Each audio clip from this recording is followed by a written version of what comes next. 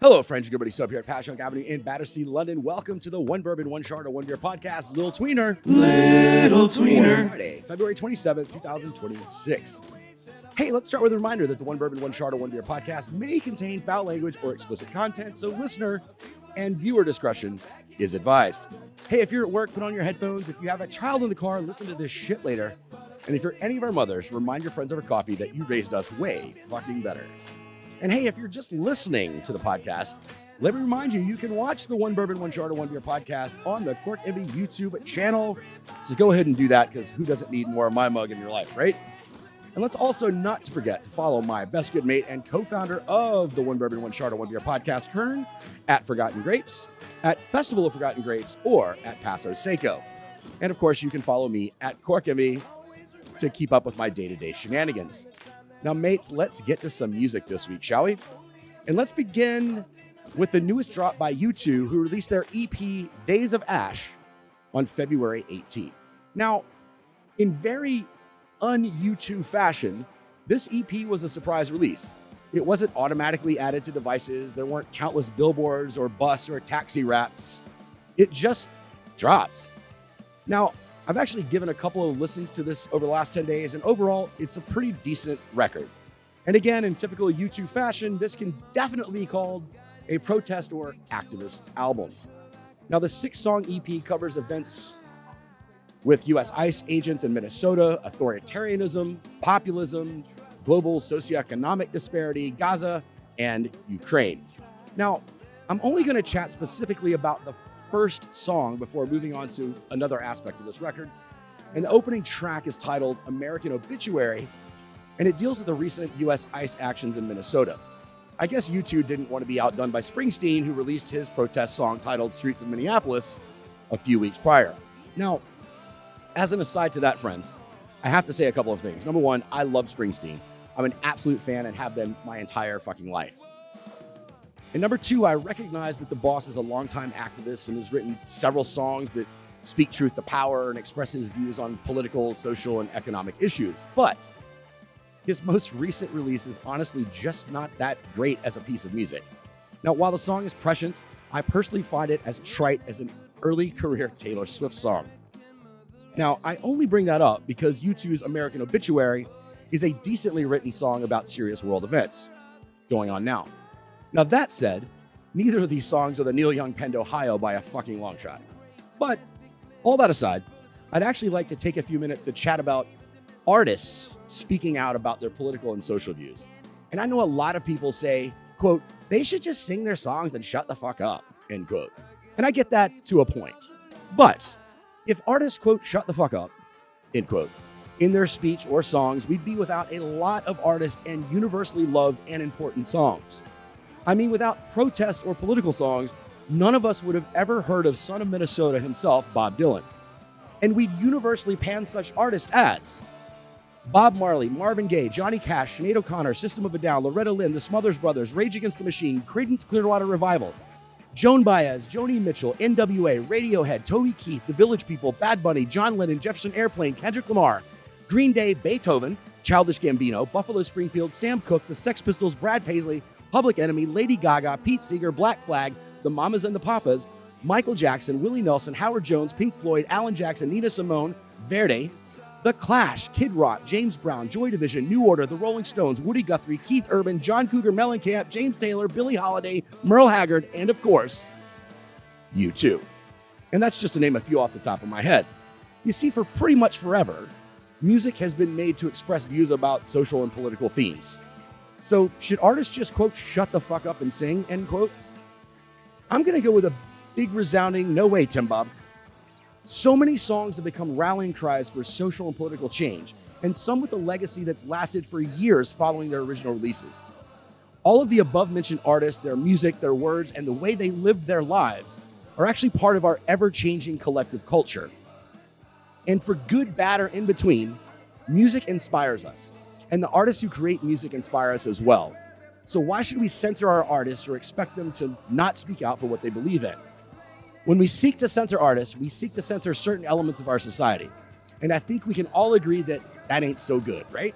Now, as for a pairing with the new U2 EP, I'm going to have to go with, and I figure you might guess this. Of course, it's an Irish whiskey.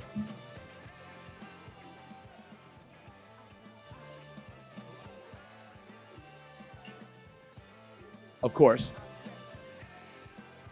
And let's polish that off with a creamy fucking pint, shall we?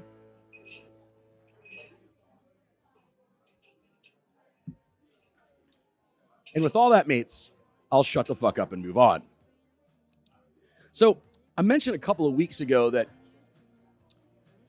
I hadn't really heard a lot of new music that particularly moved me since the new year. Now, there wasn't a ton of new music drops in January, but I mostly chalked that up to also my lack of inspiration to getting past the so-called, holiday hangover, the cold and rainy weather. And yeah, it's rained every day in the UK since the beginning of the year. And I'm pretty sure we've only had 2 days with no rain in London. As well as the persistent on-again, off-again, low-key head cold us Londoners seem to keep trading back and forth that somehow demands a lazy day or two in bed, or at least indoors, out of every 10 or so. But friends, that has all changed. I now have a few albums I'd like to chat about over the coming weeks, but for now, I'm going to stick with a debut album that dropped, just today. And this album is Frank Morgan by Australian artist Molly Millington. Now, as I do every Friday morning over coffee, I was scrolling through the music when I ran across this record, and boy, am I glad I did. In fact, it actually changed my plan for the podcast today. So from the very first note of this album, friends, I was hooked. Now, this is described as a, quote, alternative country, end quote. But the lead track, Just Drive, comes off as a pop send-up with some country influence. And I think that holds for the entire album, to be honest. But this opening song is just light, airy, and fun. It's an upbeat, poppy song about the nostalgia for a youth where everything was fresh and new and exciting. And one had the, quote, feeling everything all at once all the time, end quote. It's a top-down pop banger that sets the tone for the rest of the record. Now, next up is the song Your Villain. It's a song about accepting that despite everything you did, or at least tried to do, to make a relationship work, your former partner somehow paints you as the villain of the story. I actually particularly love the line in this one, quote, "The best thing about you was me by your side," end quote. Wow, that's harsh. I love it. Next up is Death by a Thousand What Ifs, and it recounts the feeling of always wondering what might have been with a former partner. It's the acknowledgement of the realization that you loved him or her while together and that you will always love them regardless of time, distance, or other romantic entanglements. This one is actually a bittersweet reflection of, a regret for a lost love. Now, next up is My Man, which I at first thought was I'll say modern take on Loretta Lynn's You Ain't Woman Enough to Take My Man, wherein the protagonist fights to keep her partner from succumbing to the feminine wiles of a would-be romantic rival. But this tune actually turns the tables, and I like it, with the protagonist proclaiming, quote, "You can have him, take him off my hands, you're doing me a favor." I love that twist on that song. If he's gonna go, let him go, I guess, ladies, right? Now, next up, Girl Next Door is a bit of a cheeky send-up about an independent woman. It's a bit of a rap story song with like a 60s-ish country beat to it, backbeat to it at least. And I really can't get over the line in this one, quote, "If you want the girl next door, you should go next door and get her," end quote. Next up is a bit of an opposite turn where Julius is about the girl next door fantasizing about the boy next door coming over so she can, quote, "teach him where to put his hands," end quote. Ooh, I like the sound of that. And this one, friends, is another like light, airy, poppy, fun send-up. Honestly, about a crush plus, hopefully. Next up is Greener Than Me. It's about a former lover who comes back as a, quote, "dog at my door." And the protagonist realizing that his leaving has left her better off. Actually telling him, quote, "The grass ain't greener. There's nothing greener than me." Next up is Lover Song. And this is a happy send-up about being in love, being happy in love, and wanting to always be happy in love. It's a fun, upbeat pop song about happiness and the realization of happiness and being happy about being happy in love. I mean, I like it. No. I love it. Now, the penultimate track, Empty Handed, is a lament about hurting a partner by leaving to improve oneself and coming back, quote, empty handed, end quote. And also apologetic And in fact, this apology line in this song, quote, said I pulled you apart holding myself together, end quote, is just, wow, soul-crushing in some ways.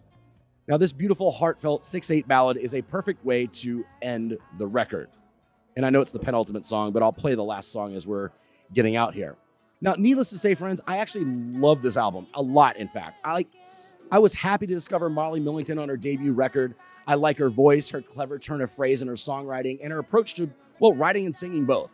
And I also love her willingness to show several sides of herself all at once, especially on a debut album.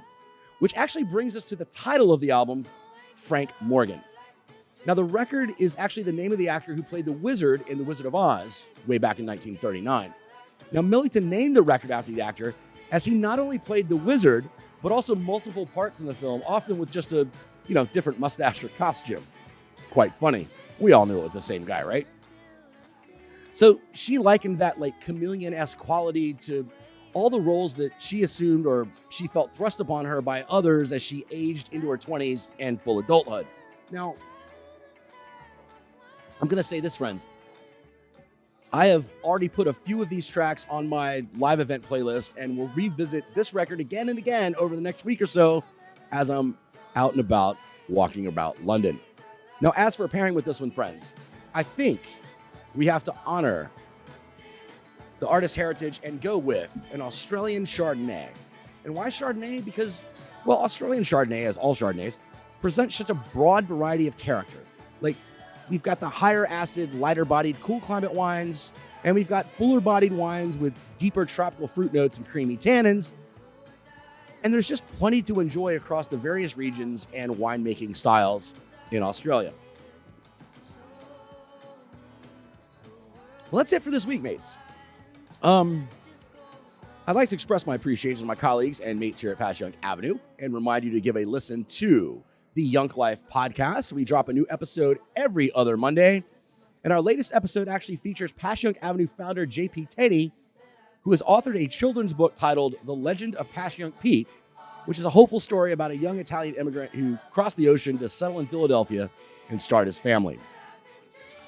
I'll also ask you to please follow my best good mate and One Bourbon, One Chard, or One Beer co-creator Kern on the socials at Forgotten Grapes, the Festival of Forgotten Grapes, or Paso Seco, where you can learn more about the Forgotten Grapes Wine Club, the Festival of Forgotten Grapes, I got that right, or Paso Seco, the only sparkling wine made exclusively from Paso Robles grapes.